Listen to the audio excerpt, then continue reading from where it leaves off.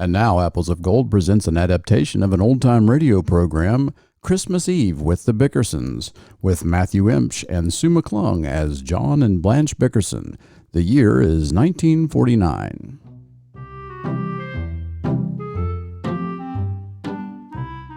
It's Christmas Eve and the Bickersons have not retired. Mrs. Bickerson is busy wrapping presents in the bedroom while husband John, exhausted as he is from the pre-holiday activity, puts the finishing touches to the tree, which stands proudly in the kitchen, the only other room in the Bickersons' small apartment. Listen. John, will you bring the scissors, please? John, what is he doing in there?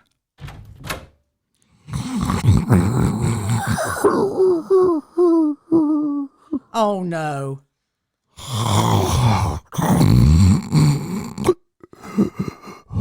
How can a man fall asleep on a ladder?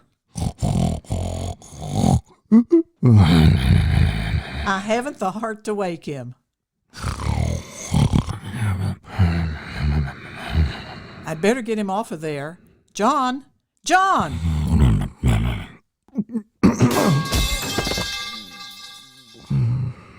Oh, what's the matter, Blanche? What happened, huh?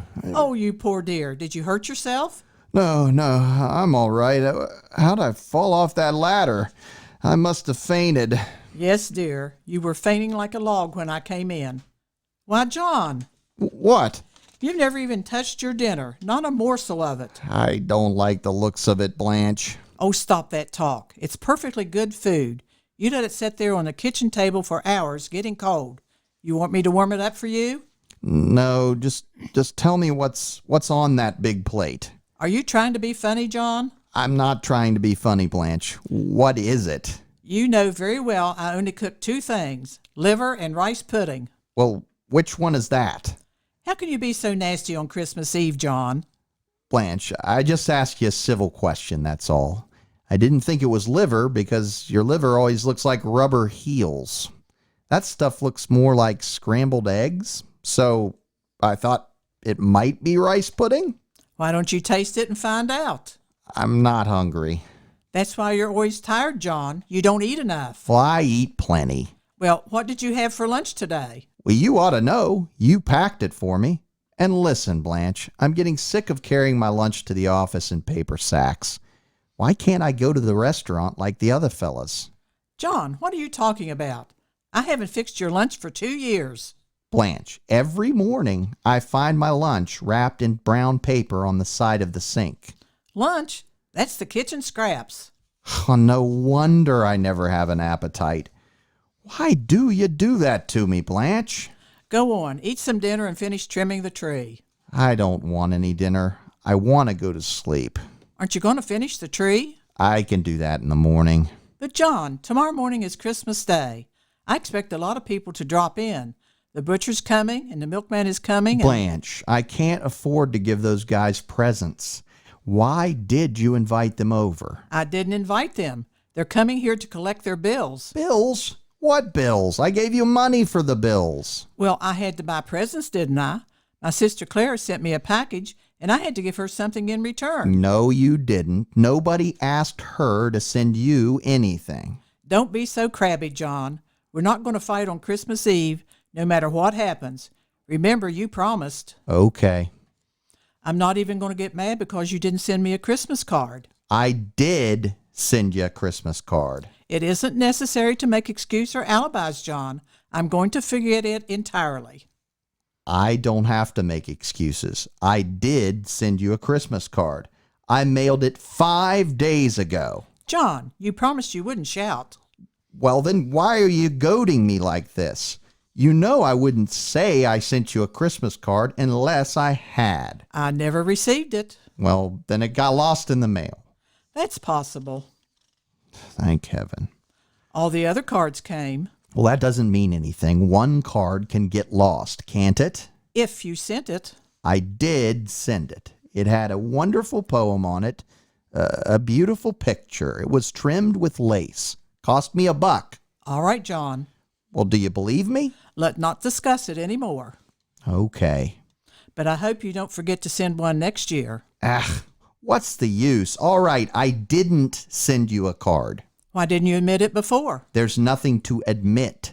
I said I didn't send it to end this argument, but I really sent it.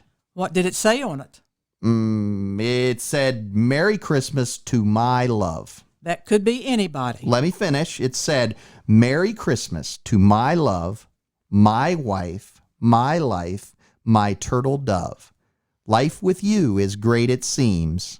I love you more than pork and beans. You're only adding insult to injury, John. Well, how do I know what it said?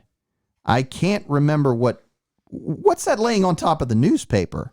There it is. There's my card. So it is. See? You didn't have to be so excited after all. Thank you, darling. It's a lovely card. Wear it in good health. Well, let's open the presents and then go to sleep. Well, how could you, John? You know we never open presents until Christmas morning. Besides, you haven't finished trimming the tree. Well, all it needs is a string of lights. One of the bulbs is blown, and that kills the whole string. Can't you buy a bulb? The stores aren't open now. What time is it? 12:05? Well, that's good. It's Christmas Day. Let's open presents. Oh, all right. Say, we haven't got too many this year, have we? Oh, who's this from? Leo Gosby, it's amazing how you went to the one shaped like a bottle. Oh, is that what it is? I hope it's the good stuff.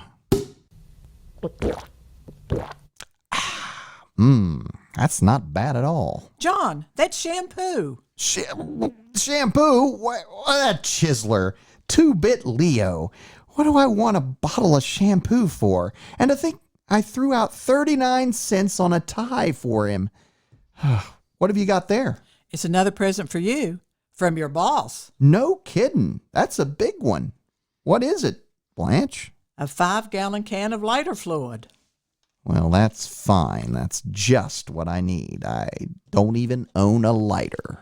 Well, don't feel too bad, John. Maybe you can exchange it for something else. Last year, he sent me a bowling ball case. Must get these things in a rummage sale. I never heard of such presents. Here's one for me from Rilla Smith. Whew, I bet that's a dilly. Oh, Rilla always sends something nice, not expensive, but it usually comes in handy. Well, look at that. What is it? It's a polo score pad. Isn't that nice? That'll sure come in handy. Honest, Blanche, you got the weirdest collection of friends. Is there anything else? Just our presents to each other. Why don't you look at what I got you? And then you can show me what you got for me. Now close your eyes. I'll unveil it. Well, all right. I hope you didn't spend too much, dear. I really don't want anything. Open your eyes.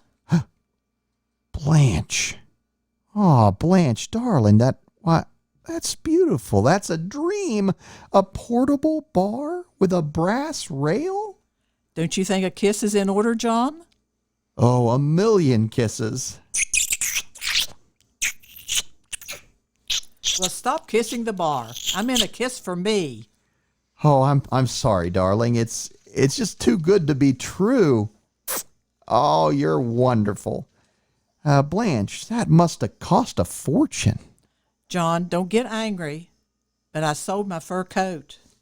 You sold your coat? I wanted you to have the bar, and I didn't have the money. You sold your coat. That beautiful fur coat that you bought yourself for my birthday. That gorgeous bald mink. I got $75 for it. The bar cost $85. Oh, Blanche, you never should have sold that bald mink. It doesn't matter. I have a cloth coat, and I never get cold.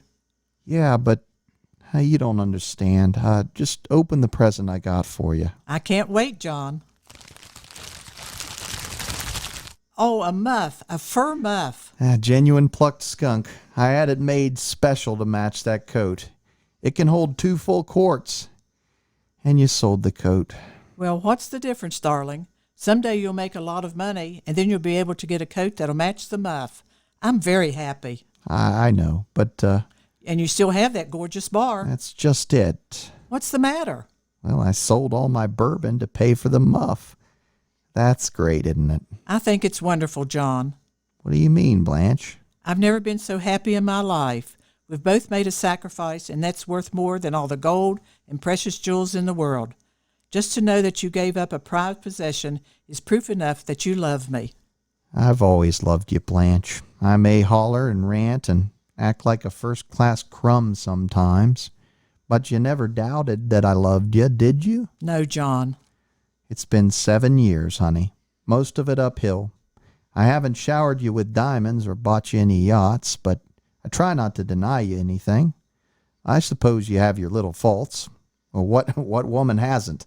Or what man either, for that matter. We're both pretty sensitive people. Maybe that's why we beef so much.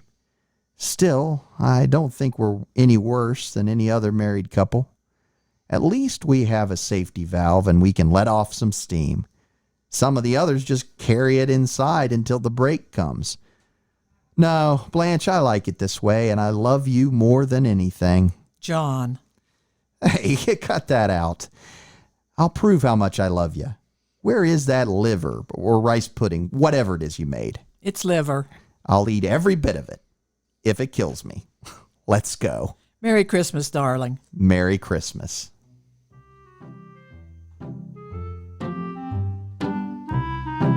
You have just heard the Apples of Gold radio adaptation of Christmas Eve with the Bickersons, featuring Matthew Imsch and Sue McClung. Apples of Gold is produced by Rodney Pell and directed by Danny Webb. This is Rodney Pell speaking.